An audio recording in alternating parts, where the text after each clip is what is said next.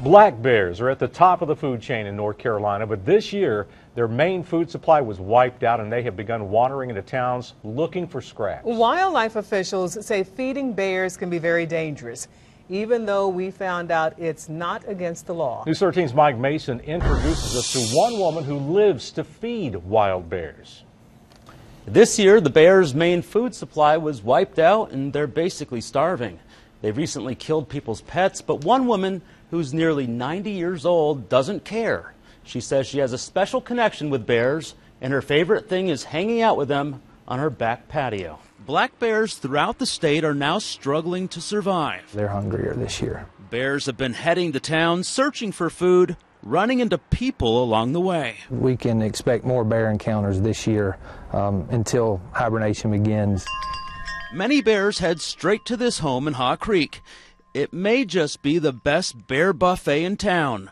87-year-old Barbara Bernard has been feeding the bears for years. But they come 2 or 3 times a day, maybe. They're part of my life, a big part of my life. And just like pets, her favorite bears each have a name. Mama Bear Spunky Charger, Nimrod Slate, Winkin' Blinkin' Nod, Perky, and Peanut. Barbara's not afraid, snapping photos while feeding bears right on her back deck, often keeping her sliding glass door wide open. I'm very honored that they trust me. Do you think you have a special connection with them? Certainly, of course I do. I didn't expect that would happen, but it happened. Common sense is going to say you don't feed a wild animal that's as large as a bear and try to keep it near your home. They're hungry, and they're going after anything right now. Karen Paradise witnessed the darker side of these bears less than 2 weeks ago. At her home in Weaverville, she watched as one bear viciously attacked and killed her 2 pet goats. Just snap the neck and rip the neck open. Karen feels Barbara's making a big mistake. When bears rely on people for food, they can lose their fear of humans and attack when that food is gone. If she ever happens to run out of food and they get aggressive, they can get aggressive whether she's feeding them or not. So I just do not recommend it. I would say mind your own business.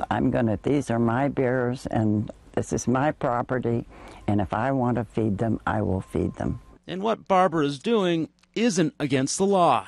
That in itself is not illegal in North Carolina. But it is illegal to feed bears junk food or anything that's processed or not organic. So no Twinkies for the bears? No. I recently saw 3 bears eating trash near downtown Asheville. I rolled down my car window to record them knocking over a trash bin, and that's when one suddenly charged at me. I got the message. But some fear Barbara won't, and one day her generous nature will come back to bite her. I would tell Barbara, please don't feed the bears. You're kind of creating the perfect storm for a potential conflict. An attack? It could be. I wouldn't give it up for anything. Barbara says her special connection with these bears began soon after her husband died. They were married for 57 years. Bear sightings in the area should slow down soon. Hibernation is typically beginning in about mid to late December, but bears around here still wander out of their dens every now and then. Mike Mason, News 13.